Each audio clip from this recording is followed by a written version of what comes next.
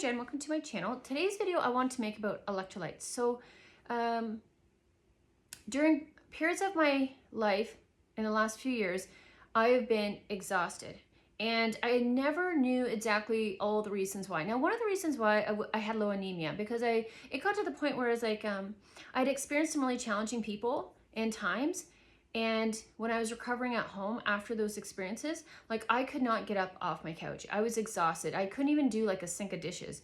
And if I did do a sink of dishes, I'd be right back on the couch, like out. Like I was sleeping during like most of the day and then at night. And my sleep periods are off as well, because like if you're napping during the day, you're not going to get that deep sleep at night. And so it got to a point where I'm just like, I talked to my doctor that I had depression. And they had suggested, was it antidepressants, both doctors, both times, because at the time I had left a toxic workplace. I'll do a video about that some other day. But when I left there, and I was at home, I was exhausted. And I thought, you know what, this makes sense that I'm tired because I just experienced quite a bit of trauma. And so I thought maybe that's it. Like my body, it's my system, it's my nervous system, it's my just from that experience. And then it got to the point where I was just sleeping all the time and I could barely even do dishes. And I said, okay, this is too much. Like I gave myself like a month on the couch and I was like, something's not right. So I went to the doctors and I got my iron checked, or I got my levels checked, and it was my iron. I had low iron anemia. So I got that fixed after a bi-weekly, I think it was like 4 IVs for 8 weeks. So every other week. And I still was tired. And you know what I find interesting? Like it wasn't, unless you can see it in the blood. I don't know. Like no doctor has ever talked to me about electrolytes. No, since day one, I've never had a doctor talk to me about my electrolyte levels.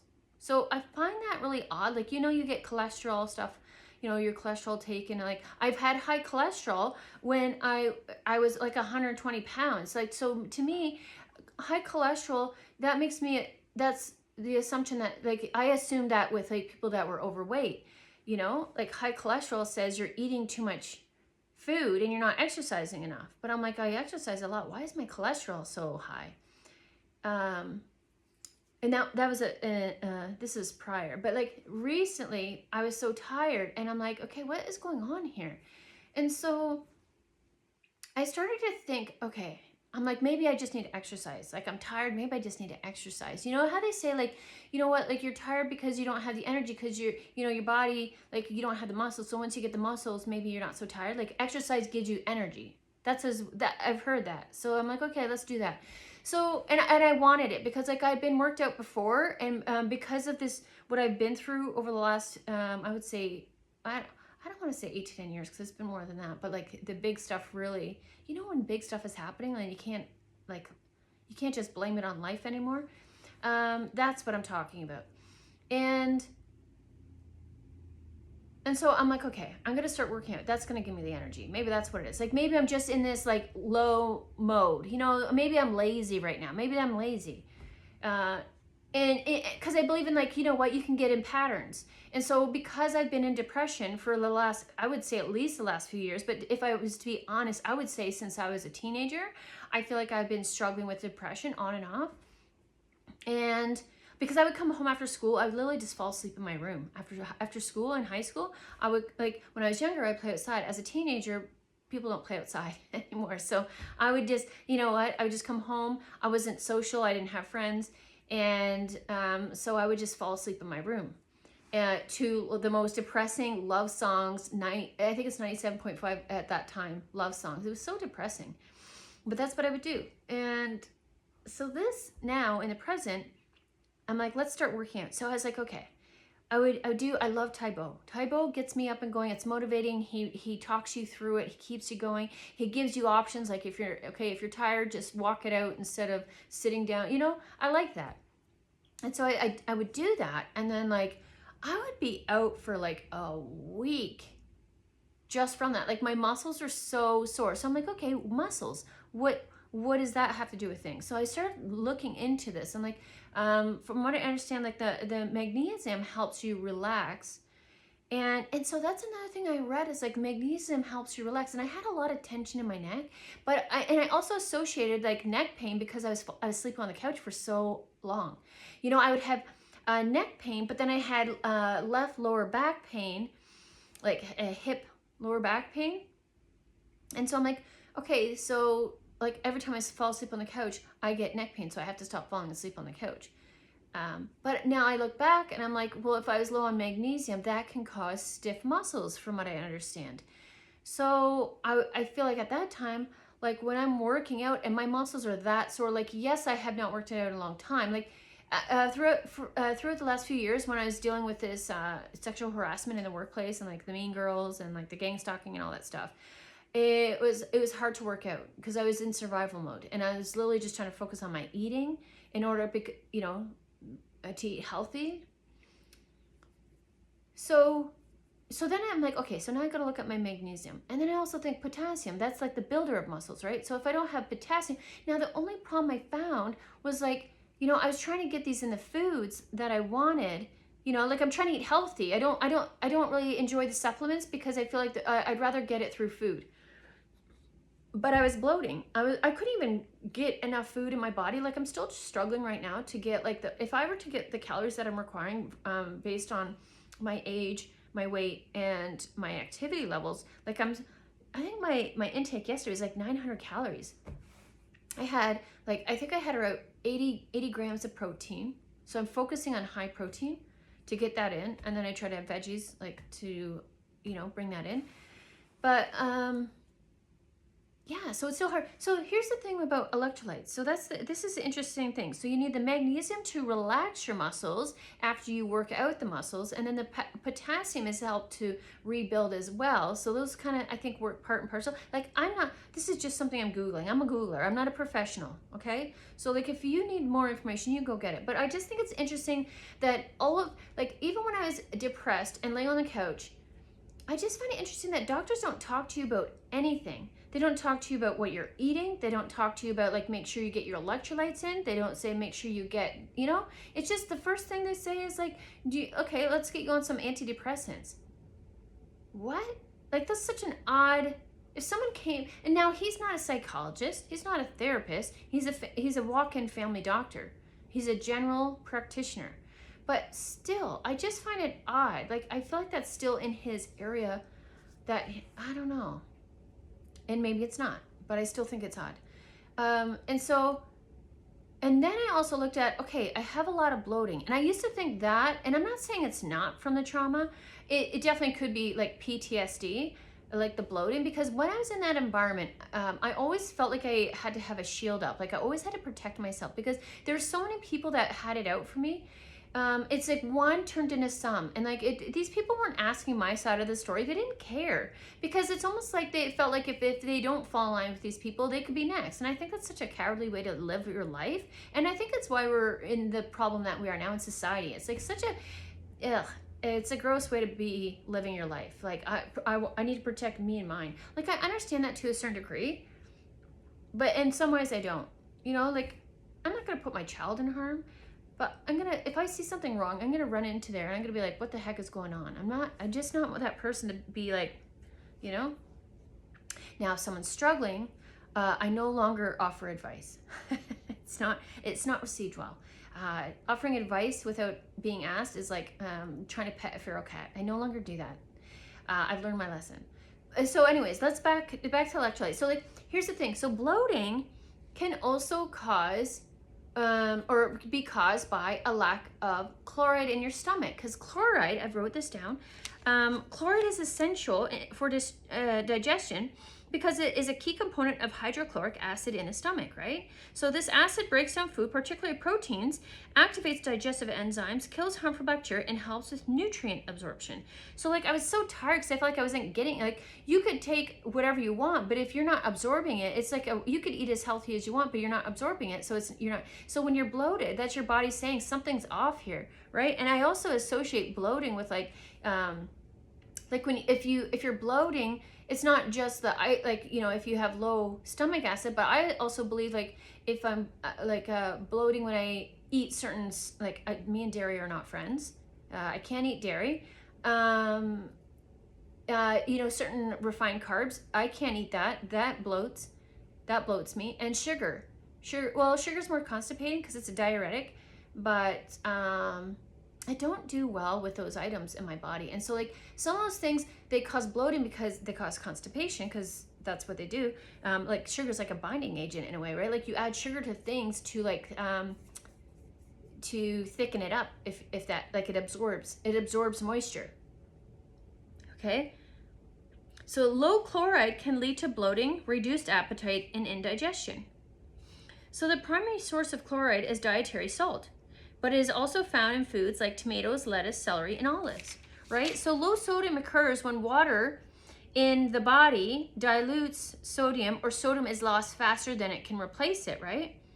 And so you're like, what's the big deal? Like I eat salty foods and stuff like that. But the thing is, if you're drinking caffeine, that's a diuretic, and what a diuretic does is it flushes that out. So it's like it puts more water through your system. I don't know if I'm describing that right, but like your kidneys, I think, have to clear it out or something, and so like it moves water through your system more. I don't think I'm describing that properly, but if you need more, like I said, I'm not a doctor, I'm just like explaining how I understand this. And so diuretics are sugar, caffeine, and alcohol. So that's you're losing sodium and electrolytes through, if you're overworking, you're probably over consuming. And what that looks like is like you're trying to do too much, so there's probably going to be caffeine involved, because you say, I got to get this done, so in order to get this done I have to drink caffeine, right? And then if you're doing too much and receiving too little, there's a lack of joy, and so you're probably going to try to compensate that lack of joy with sugar. You know, sugar makes you feel joy temporarily, but a lot of people go to sugar to feel good. So that's a diuretic, right? And then the alcohol is a numbing agent, and like sometimes we bring in the alcohol because we don't want to, like, we want to numb ourselves out from our current situation. It's too painful to, you know, sometimes like what our life that we're living is just too painful at the time, that we don't want to acknowledge the pain, we don't want to acknowledge the current situation, the reality of our world, so we bring in alcohol, and that's a numbing agent, right? And so you got to think, now those are all ways if you're consuming all of those. And then you also think, okay, excessive water intake. If you have diabetes or insulin resistance, you're going to be drinking a lot more water.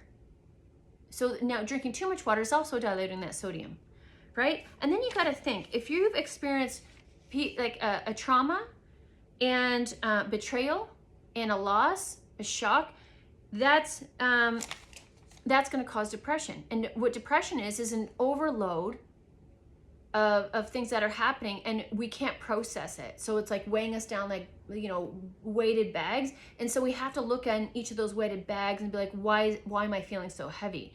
And a lot of those are emotions that we've taken on, and then we just haven't had time to process. And we've just like, it's kind of like, you know, when you trip on the sidewalk and you're afraid someone's going to look, so you get back up and you act like nothing happened, like you didn't trip, but you really did trip. And you've got a scrape on your knee to prove it, but we're not going to, like, I don't feel a scrape because there's people looking, and I'm too cool for school, so I'm just going to keep walking.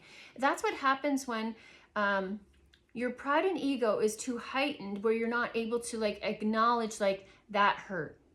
You know what? That actually did hurt. And like that, I remember the younger I was, like, you just, I don't know what it was. Like I just wasn't in a place where I felt like I could be vulnerable. I wasn't taught how to do this, and I wasn't given space to do this. You know, I was just expected to accept life as it was, and everything that involves. So like, you know what, a family member dies, okay, like you can cry at the funeral, but like that's all you really get. That's the only time you're really like, let's get back into, it's kind of like that doctor with the depression and the antidepressants. I want to give you these pills, I want you to get back into the game, let's go. You don't stop, don't process, just go. You're fine, suck it up. And so when you deal with big, like, you know, if you're taught as a child that, then chances are that's how you deal with pain, all parts of pain. And so as an adult, you learn to just suck it up, I'll be fine, it's not that big of a deal. But it is a big deal, and you did feel something, you did experience something, and just because you don't want to acknowledge it doesn't mean you haven't stored it in there. And so you got to think, when you start having these tower moments and you start experiencing these betrayals, you start seeing people's true colors, that is a lot of pain to process, because it's how you grow. You have to acknowledge the painful truths, and if you don't, you just keep on storing that water, right? And what happens is, think about tears. Tears are sodium too. So you're also crying a lot. Let me tell you, when I started processing all this pain, I was crying so much. And then you also get, so here's another thing, you get stress sweat. Now, I don't know exactly what causes a stress sweat. I don't know if that's like a side effect of the trauma. I know other people talk about it, and they're not talking. They don't refer. I think they refer to it like in stressful situations. But when you're just talking to a therapist and a stress sweat comes, that's kind of odd. And to me, I often wonder if that's like kind of our body signaling like this. If there's something I felt unsafe about that person, I don't think they're for me, to be honest. If I was to be completely honest, I don't think that person has my best interest in mind. And so I don't know if our body can sense that exactly. I wouldn't be surprised. But because I've had a conversation with a different therapist and I didn't have that stress sweat, you know? So that's just something. And then you got hot flashes, and your hot flashes, like a lot of people associate like hot flashes with premenopause, but I think those hot flashes aren't premenopause. I think those are like either from cortisol, because that's a hormone. I think it's from insulin resistance. I think it's from like when you don't have your electrolytes, when they're out of balance, that can cause hormonal imbalance, right? And when you don't have, if you're not absorbing your vitamins and your supplements and your vitamins and things like that, and if you can't get that food in you to receive those nutrients, that can cause imbalance. So while it feels super scary and you're like, oh, this feels like this and that, like maybe it is kind of serious. Like I know there's a point where I really started getting worried because not only was my hair, I was getting like really oily roots and really dry, brittle ends, and my hair was not growing, but I also had like in this area, like I'm still growing it in here, but it's like I noticed I was losing a lot of hair, and maybe not the average person would notice, but I noticed that there was a difference. Because especially when you're having a shower and you're like pulling out your hair, like to dry it out, to wring it out, I'm like, oh my God, this is so much hair. I'm like, I want that back. I'm like, I want to save it and make a little, what do you call that, extensions? I didn't do that. That'd be creepy. But I didn't. But the thing is, so like you got to think of all these things. Hot flashes, you're losing sweat through that potentially, right? And stress sweat. Heavy periods. Heavy periods are a thing. And I often wonder if those are tied into, stress. I've been living, I don't have the receipts, but I know that living with my parents in that household was extremely stressful. And while I was normalized to it, that doesn't mean you're not carrying cortisol, because you're just not able to express yourself at the time. So you're storing all this pain inside. Like that's got to take a toll on a kid. And then that's just your norm growing up. So I'm sure I was doing this all through adulthood as well. So we've got heavy periods. I've had heavy periods as long as I can remember, and they're actually getting more painful. And hot flashes, crying constantly. I was constantly drinking, previously I would drink a large dark roast double, right? And when I started realizing I think I'm insulin resistant, I stopped with the sugar. But then I also realized like the creamer, something about, I don't know, dairy was still not my friend at that time. We used to be friends, now we're not. And you gotta think of like, they put extra shit in those creamers. And I wasn't doing like the dessert creamers, I was just doing basic cream, right? But they add thickeners.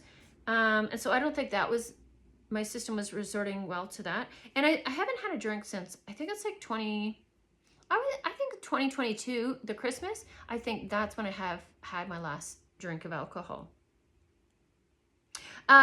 Diarrhea and vomiting is, if you're experiencing that. I don't have IBS, but some people do. And so that could be something as well. I can't remember the last time I vomited. I haven't been sick in a while. Thank God. Knock on wood. So yeah, so you've got the excess of water intake because potentially like diabetes, insulin resistance, you've got those diuretics, like all those things adding up could be a very good reason why you're so tired and why you're so like nutrient deficit. So I wrote down the daily requirements, which even surprised me again. I'm still surprised by these numbers. 4,700 milligrams of potassium daily. These are recommended daily. That's crazy. That's a lot of potassium. I think a banana has about 1,000 milligrams, but like if you're sensitive to sugar, that can be a problem, right? And then it's also the carbs, so like it feels like for me, I have to try to get compacted nutrients in a small volume because I just can't fit it in there. Like if I eat the amount of food I'm supposed to eat, I'm gonna walk around constantly with this big pot belly. And it's not so much about the visual effects of it. It's like it's uncomfortable. You know, because the idea for me is like I want to get my nutrients up because when I started exercising, I realized I was deficient, if that's the right way of saying that. And so I'm like, okay, I can't start working out if I'm in a deficit of nutrition, you know, because I need to bring it up to like a neutral. And then because when you work out, like that's hard on your body. And so for me, that's how I'm thinking. Like I need to get my body up to a more healthier place so that when I do work out, it's not gonna set me up for like a week of pain in recovery. Like, and you know what, to be honest, it's kind of been like that, but it is getting better each time. So I don't want to put, like if you're working out, like don't stop, but like I did take some time out to like kind of replenish myself and bump up. I bought some potassium pills, and they are meant to be like you're supposed to be in contact with a doctor with them. I just don't take too many. They're like 1,500 milligrams per pill, and so I just take one, and then I try to eat a balanced diet, right? Okay, so the next one, 2,300 milligrams of sodium. Now, 1,500 being ideal, and this is, they say 1 teaspoon of salt, but make sure you look, make sure you're going by the sodium and not the salt. And then also take a look at, make sure, because when they say it's just 1 teaspoon of salt, I go and look at mine and I have like a sea salt, and it's not. It's like 340 milligrams per quarter. Is that right? It's not 1,500.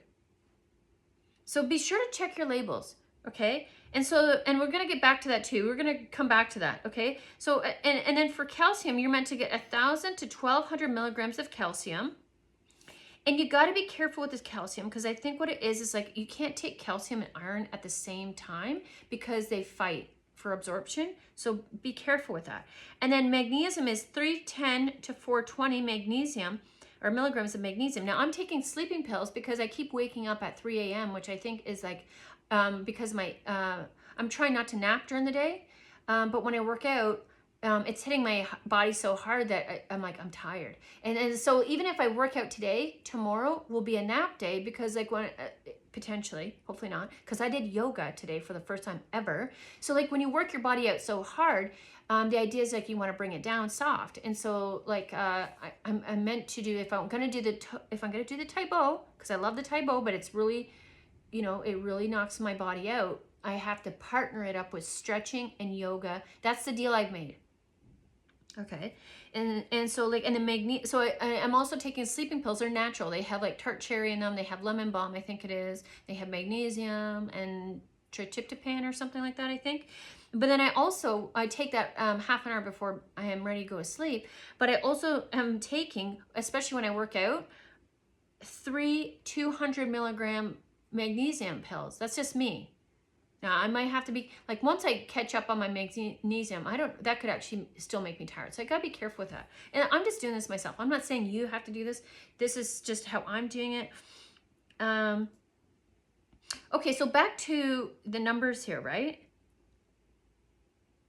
Okay, and so like so I'm trying to get these numbers back in. Eventually what I want to do is I want to get this through my food. So I try to get it through my food. I'm using like this, I did have this one calorie tracker, and it would tell me all my vitamins.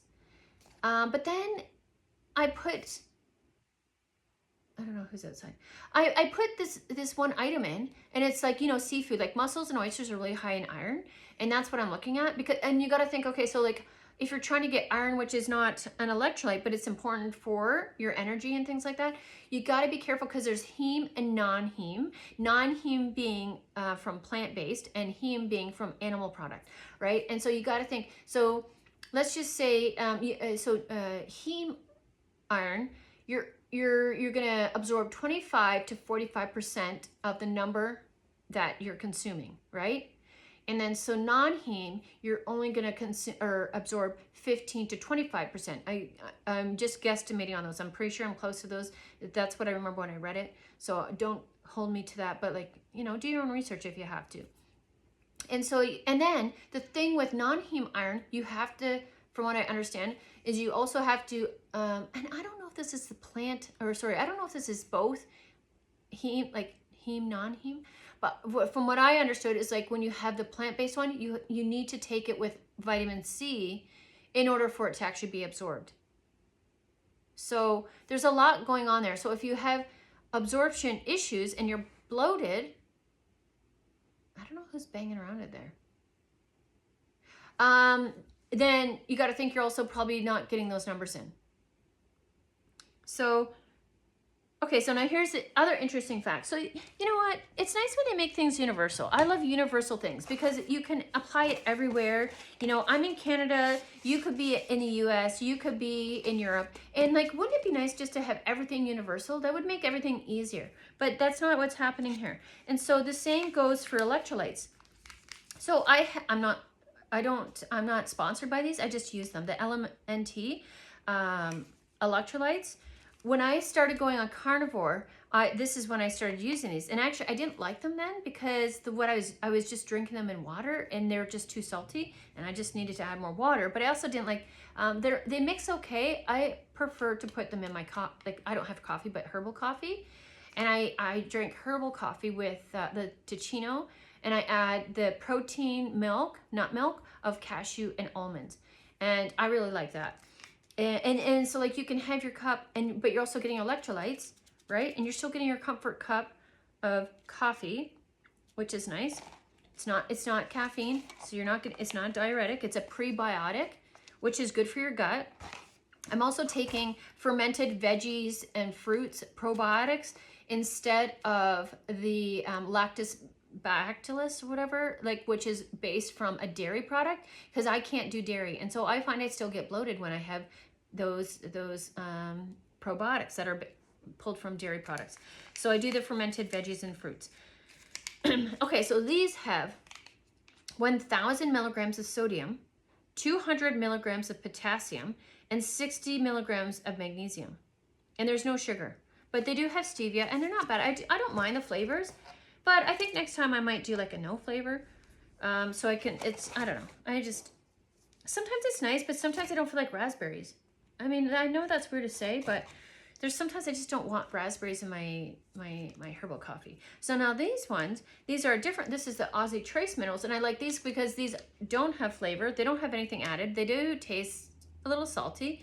And I'm gonna have to, my eyes are not great right now. Where is this? Okay, so for adults, 20 drops. 20 drops is 1 time per day. Take with food, a few hours before or after other medications. But I want to see how much. Where is?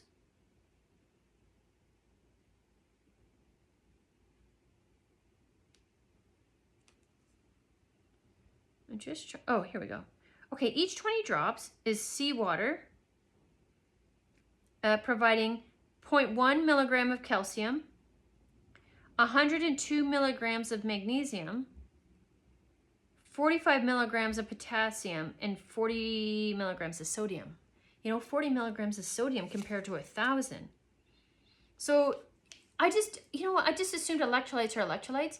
It's not the case. They're different. So you got to check to see, you know, what is in each one. So 60 compared to 40. Yeah, like this one's, it doesn't have as much, definitely. See, but this one has more magnesium. So this could be something maybe you think about taking more before bed. And then this one has more potassium, right? Let me see. This one has 40 grams of potassium. So this one is more for this. I would take this more for like a workout because it's got the 1,000 milligrams of sodium, which is lost, you know, through a lot of sweat. And then the 200 of potassium to rebuild the muscles that I just, you know, tore apart from my workout. And then, you know, you can take this at bedtime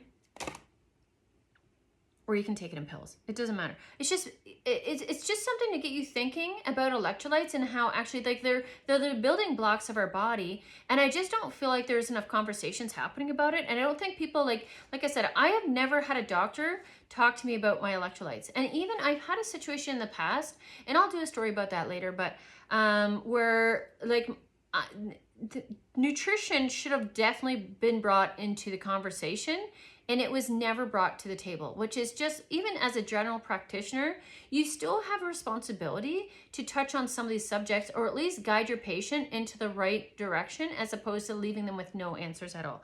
And so this is why I think this is important, right? And so if you don't have enough sodium, then your body's not making enough chloride, and if you're not having enough chloride in your stomach, then you're not breaking down the proteins that you need for your energy and for your hair and for your nails and for, right? And so that's why I think it's really important to look into this and just take a look at what's in your diet and how much you're getting. I also, like previously, like I didn't realize how much protein I actually really needed. And so I've also focused on trying to get my protein in per day. And then anything after that is kind of extra, but I never used to track my protein. I never used to track my food. And so when you're doing that too, it makes you more aware of like what you're eating and what you're not.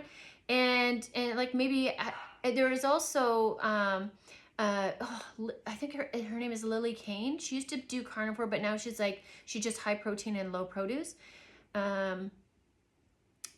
She would say like there was one point where she could not eat a whole, like all her calories. And so what she had to do is gradually add a little bit at a time over a long period of time. So be patient with yourself. Trying to get back up off the couch out of depression is a really challenging thing to do. And it's not going to happen overnight. And you're going to feel swole, because I've been working out, and even though I feel like I'm feeling a little bloated today, you still get bloated, because you still, like when you go to work out, it's like that spikes your cortisol. And if you already have a high cortisol, or you're coming from a place like that, it's challenging, because like for me, I associate stress sweat with cortisol. Now I don't know if that's correct, but I'm like, okay, like this sweat is different from when I used to sweat when I wasn't so stressed out. So what's going on here, right? But it's not stopping me. I just have to get my body back into working out, so it's like a normal thing and not just like a shock all of a sudden, like, hey, you just had to work out once a week. And so yeah, I just learned to rest more now, instead of like get defeated on the fact that I'm so tired. I learned to recognize like, why am I so tired? And I'm like, I worked out the last day. And I'm like, when I used to work, I used to walk 3 to 4 hours a day as a postie, right? So like the fact that like I do one type of workout and I'm out on the couch for the next day is very odd to me, right? But I gotta think like I'm putting my body through, like I've been on the couch for I would say years now.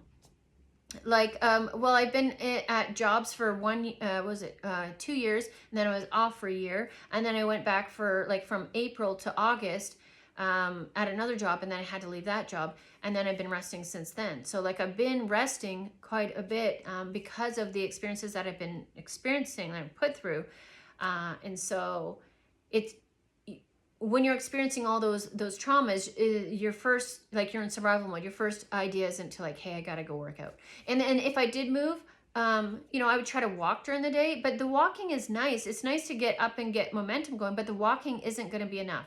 You need to get your muscles moving. You need to get your muscles engaged. And so walking is not enough. You can't just say I exercise because I walk, period. You need to say I'm starting my exercise by walking, and I also do this. So walking is not enough.